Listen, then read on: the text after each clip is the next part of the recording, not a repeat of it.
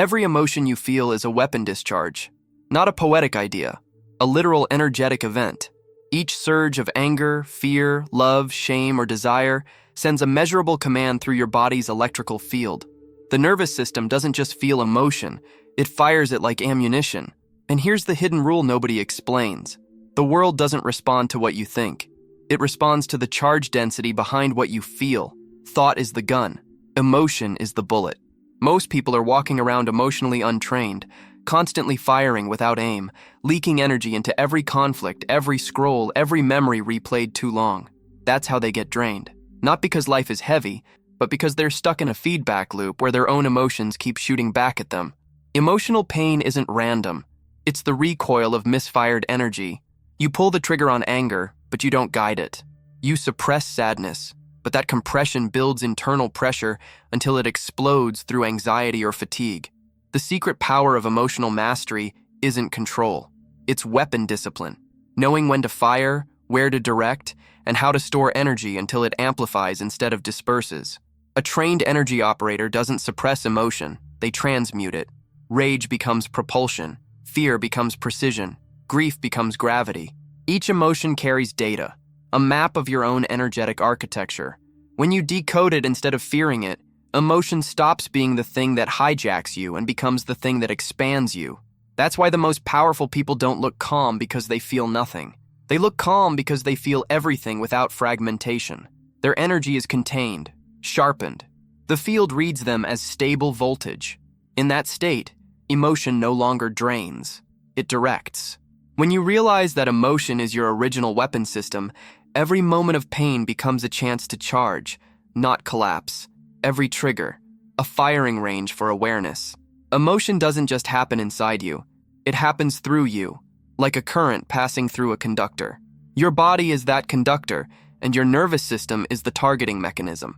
Every emotional wave carries encoded information: voltage, intensity, frequency, type, and vector, direction.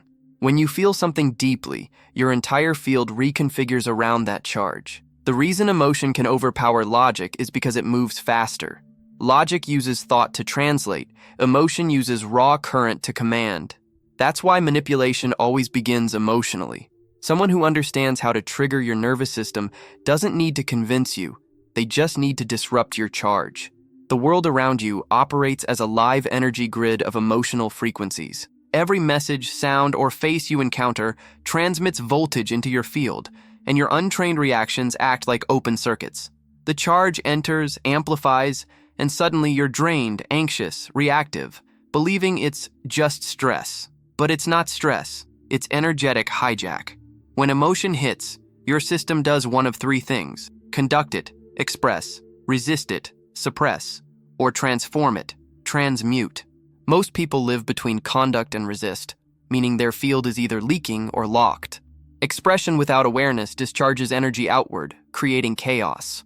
Suppression traps the charge inward, creating pressure. Transmutation is the third state, the one few ever master, where emotion is felt fully without reaction, rechanneled through breath, focus, and intent. This process recodes the nervous system so that every emotional surge becomes fuel instead of damage.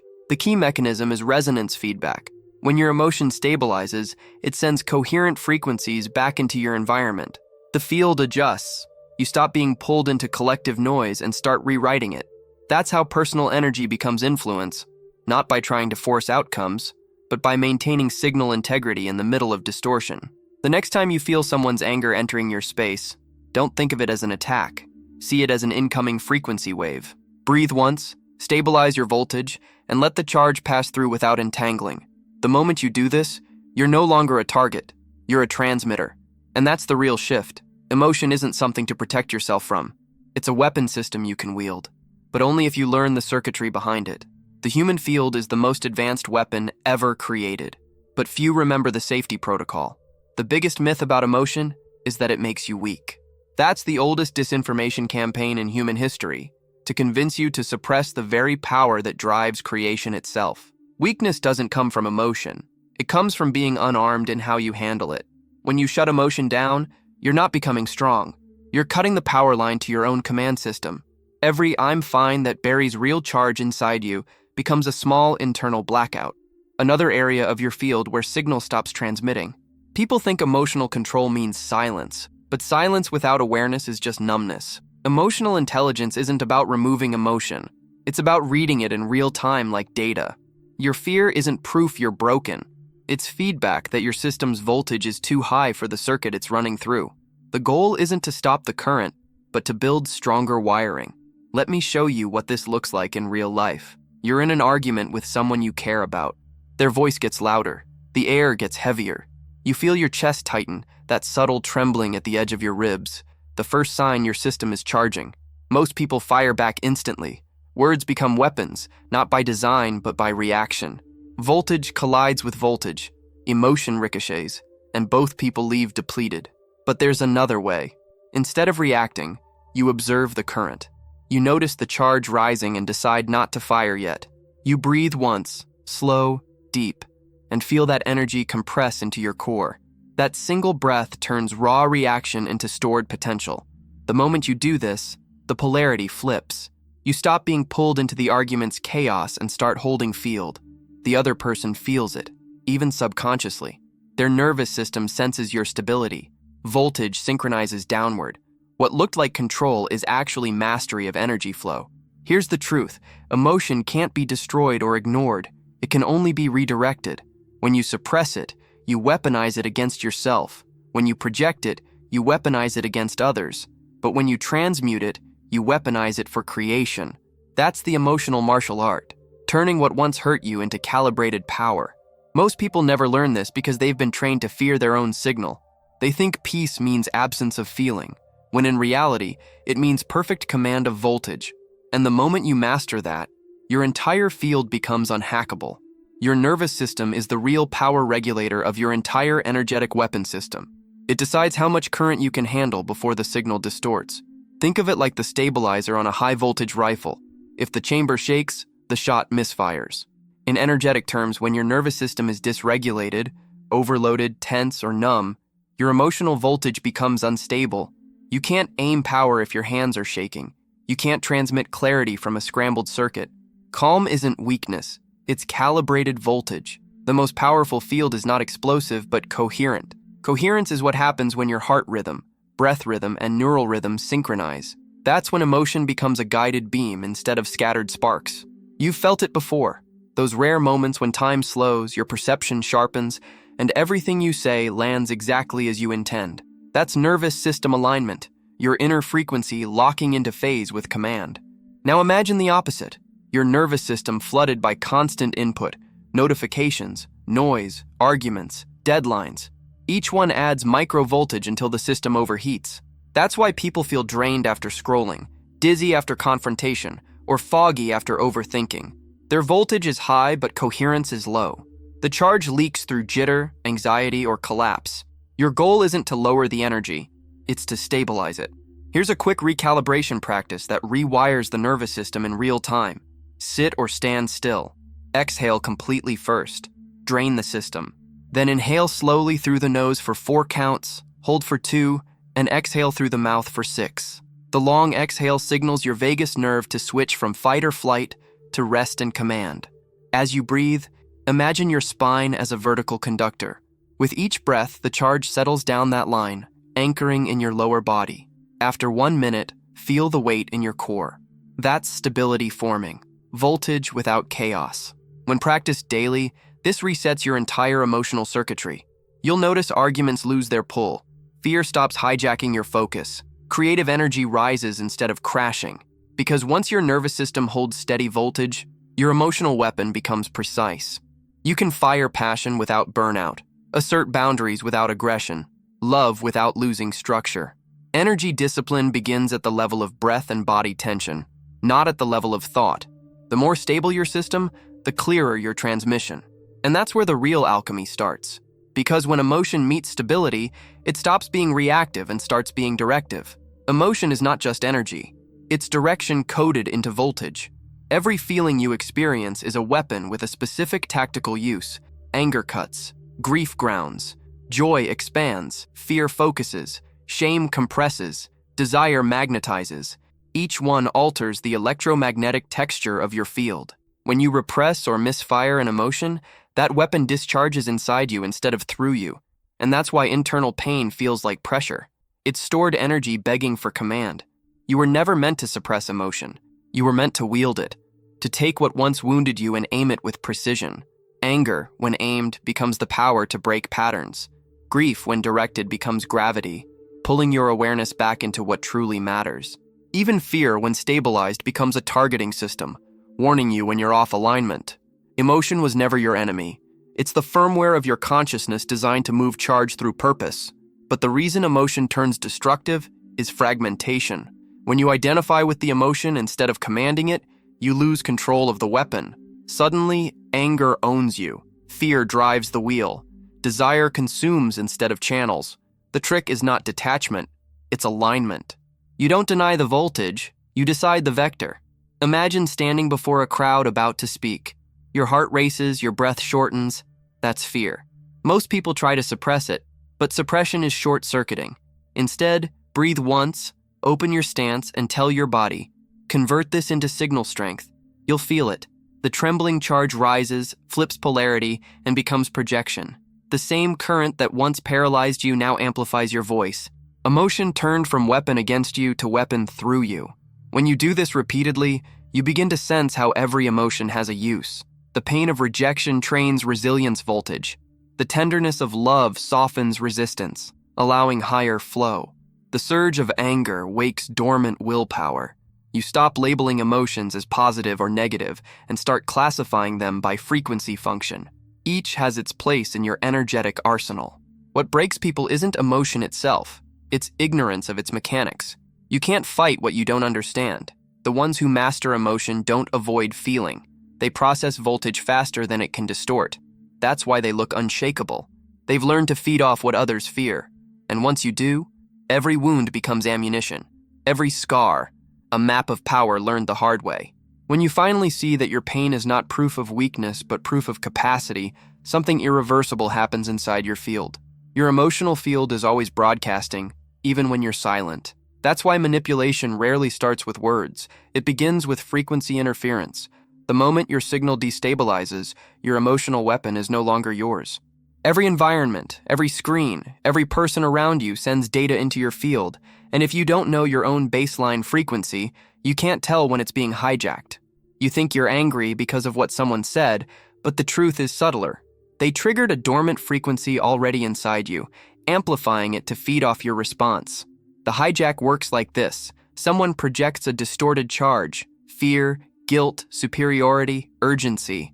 Your system receives it and automatically mirrors that vibration. That's the body's built-in empathy response turned against you. Instead of reading energy, you absorb it. The hijacker gains control, not by strength, but by reaction. Each reaction drains a portion of your field coherence. Multiply that by every notification, every outrage post, every emotional bait, and your field becomes a patchwork of foreign frequencies. You end the day tired not because you worked too hard, but because you've been energetically pickpocketed. Reclaiming command starts with recognition. When emotion spikes suddenly, pause. That pause is the firewall. Ask, is this charge mine or imported? Feel the source location. If it starts in the chest or gut and has memory attached, it's likely yours. If it feels like static entering from the edges of your field, it's external. In that second, the moment you name it, you take back control of the vector. Scenario: you open social media and see someone post something that stings. Instantly, you feel defensive, lesser. That's the hook. Instead of reacting, drop your shoulders, exhale sharply, and imagine the emotion evaporating as static. The charge will dissolve within seconds if you don't feed it attention. The energy that would have been drained returns to your core. Do this enough times and the field learns autonomy. No external wave can override your baseline. Once you stabilize, you can even reverse the polarity. Send coherence instead of receiving chaos. The hijack loses its grip because coherence is contagious too. One stable field can recalibrate an entire space. That's the hidden truth of power. Whoever maintains coherence controls the frequency of the room. Energy follows stability, not force. Every time you reclaim your charge, the field tightens. Every time you react less, your weapon sharpens. And the moment you realize that the world has been trying to borrow your voltage, you stop giving it away for free. Here's where emotion turns from theory into weapon mastery, your personal reprogramming toolkit. You don't need mystical rituals or complex philosophies, you need energetic precision. These methods are not symbolic, they're literal recalibration codes for your body's field hardware. Every emotion is electricity, every thought directs current. This toolkit teaches you to run that electricity through the right circuits so you stop frying your system and start forging it. 1. Breath code sync. Breath is how you rewrite your field in real time. When emotion surges, your breathing pattern collapses. It shortens, fragments, or locks. That's the first sign of energetic hijack. The counter code is simple. Inhale through the nose for 4 counts. Hold for 2. Exhale through the mouth for 8. That long exhale activates the vagus nerve, your field stabilizer. Imagine each breath sweeping static from your edges back into your core. After 3 cycles, you'll feel your voltage drop into coherence. Now, emotion serves you. 2. Charge reset. Energy accumulates where attention stagnates. To reset, you need motion plus command. Stand up. Shake your wrists, your jaw, your shoulders, not randomly but intentionally, as if flinging off static from your skin. Then place one hand over your solar plexus and say silently, "Return to source." The field obeys direct command when paired with movement. Within seconds, you'll feel heat settle in your center, proof that scattered charge is condensing back into usable power. 3. Focus redirect. Attention is your targeting system. Whatever you focus on receives voltage. So, when an emotion loops endlessly, replaying betrayal, fear, or guilt, you're literally feeding that memory with electrical current. Interrupt the loop by redirecting focus to physical sensation. The weight of your feet, the sound in the room, the texture of air against your skin.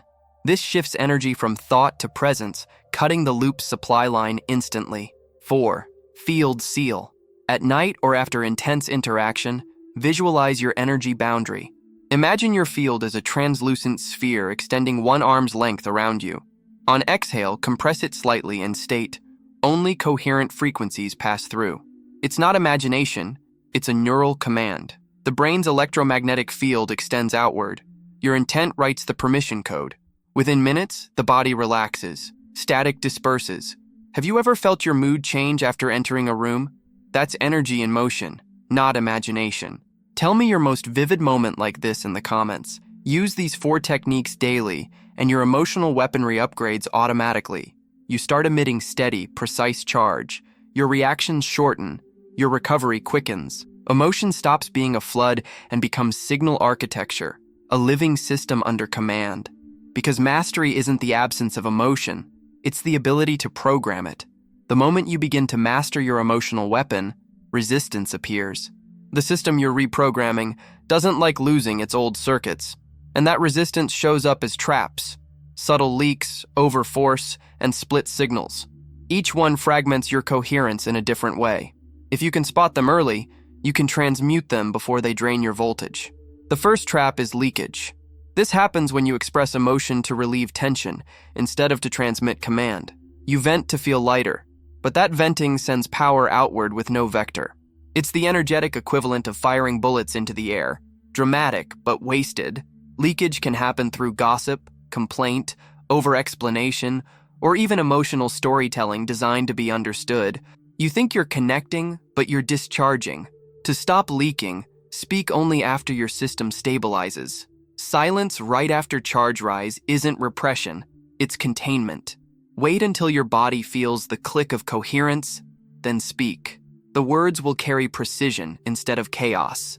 The second trap is overforce. You try too hard to stay positive, manifest faster, or be high vibe. This creates pressure on your field. Forced positivity is resistance wearing a mask of light. Emotion isn't meant to be dominated, it's meant to be directed. Overforce burns the nervous system like an overcharged battery. The correction is surrender, not as weakness, but as release of friction. Let the energy move through naturally, and it will recalibrate without collapse. Power expands through relaxation, not strain. The third trap is split signal. This happens when you say one thing, feel another, and act from a third. The field reads confusion as fragmentation, and no command can manifest from a fractured broadcast. Split signals come from fear of contradiction, wanting peace, but holding resentment, wanting success but fearing exposure. You can't lie to your field. It broadcasts exactly what your nervous system believes, not what your mind wishes. The solution is congruence. Admit your contradictions, breathe them into one current, and choose which side of the voltage to power. Once the field senses clarity, reality reorders around it. And then there's the stealth trap, empathic absorption. When you try to heal or fix others by taking their emotion into your system, you're absorbing foreign charge. The intention might be compassion, but the effect is contamination. The only way to truly assist others is to maintain your own coherence so strongly that their field entrains upward. These traps are not failures. They're part of the training ground. Every time you catch one, your signal refines. Every leak sealed, every force released, every split unified. That's voltage returning home. And when all of that energy returns, something new awakens in the system. A movement that no longer drains, but builds momentum. Integration begins when energy stops being something you manage and becomes something you move with. Every emotion, every thought, every encounter becomes part of a continuous circuit. No resistance, no waste. You stop separating spiritual work from daily life because every gesture is calibration. The way you walk, breathe, speak, listen, all of it is energetic movement.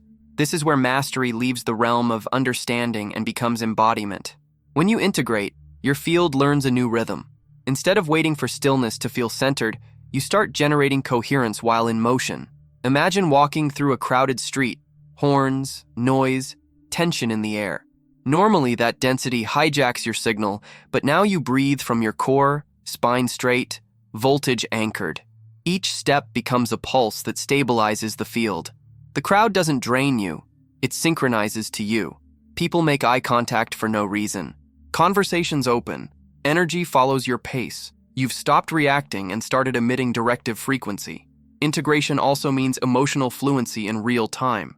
You feel the rise of irritation, but before it becomes words, you sense its voltage pattern.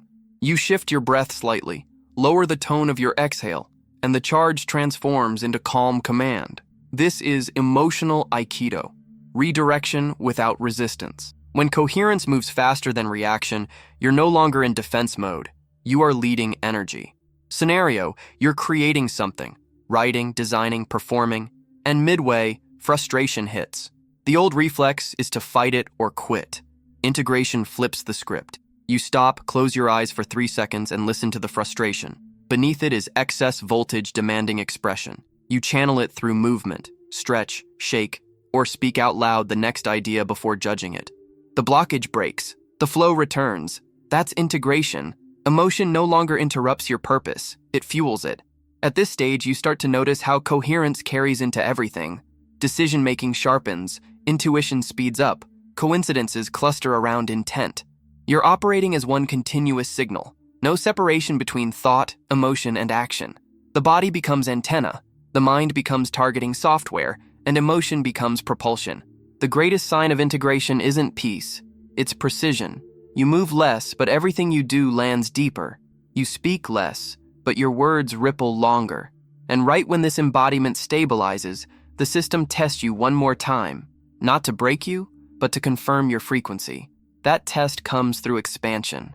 When your emotional weapon becomes coherent, power begins to leak upward into every domain of life. Money, relationships, purpose, creativity. The same voltage that once burned you now fuels expansion. But this is the phase where most people unconsciously self-sabotage, because the nervous system isn't used to holding that much current without collapsing into old patterns. Expansion doesn't just test your dreams, it tests your capacity to hold charge without distortion. Let's start with money, the most obvious field mirror. Money isn't paper or number, it's stored permission. It moves to wherever coherence is strongest. When you feel shame or fear around it, that emotion emits a repelling frequency, static that confuses the circuit. The moment you stabilize your emotional charge around worth, money stops avoiding you and starts orbiting you. People say, money follows energy, but that's incomplete. Money follows regulated emotion. The calmer your voltage while holding the idea of wealth, the faster the field reorganizes to match it. Relationships? Same law. Emotional instability equals signal interference. You attract what matches your broadcast, not what you imagine you deserve. When you hold coherence, You stop playing energetic tug of war. Instead of chasing validation, your field becomes a gravity well, stable, precise, magnetic. Emotional mastery makes you impossible to manipulate because others can no longer find an entry point into your charge. Love becomes exchange, not extraction. And purpose, that's where all emotional transmutation leads. Purpose is the vector of your energy weapon. It's how the universe aims you. You can't find it through thinking. You find it through voltage alignment. The more charge you reclaim from old pain, the clearer your vector becomes. Purpose isn't a goal. It's a signal that hums through you when every emotion works in sync. Scenario: you're in a creative project.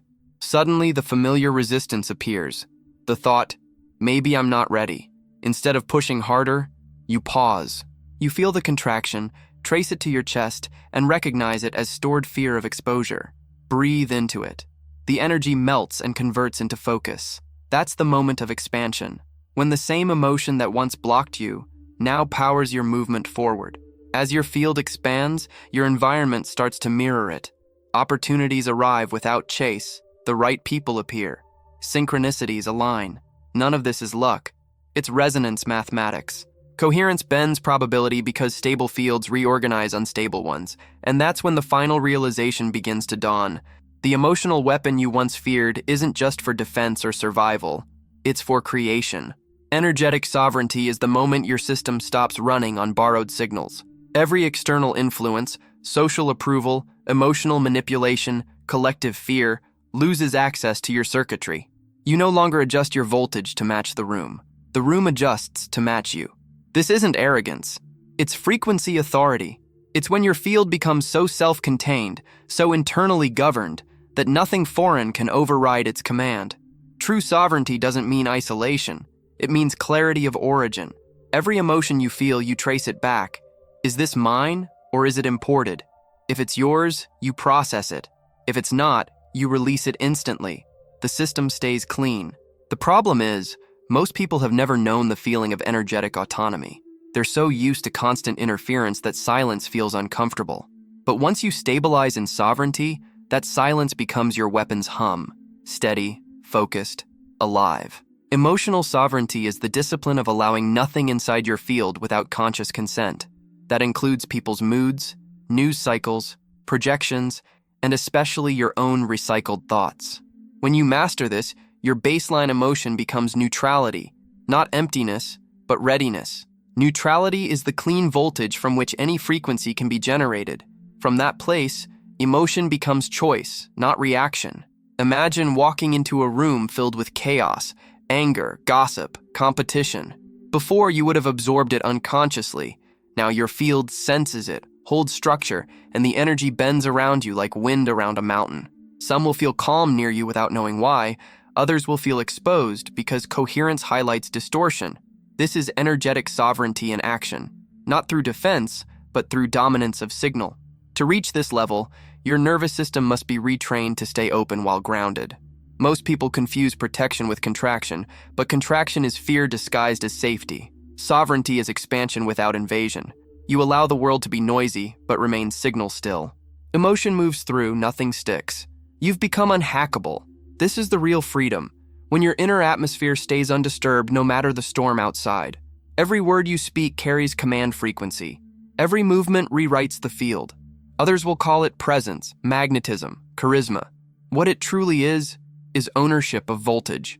And once you taste it, you never want to live reactive again. Because now you know that emotional mastery wasn't about control. It was about possession of power. Picture yourself standing in a silent room. No noise, no distraction, just the hum beneath your skin. That hum is your weapon system, alive and waiting. Every emotion you've ever felt, every heartbreak, surge of rage, moment of awe, still exists here, stored as usable current. You are the generator and the conductor, the one who decides when to fire and when to hold. From this point forward, emotion will never again be something that happens to you. It is something you command. When sadness rises, you don't drown in it.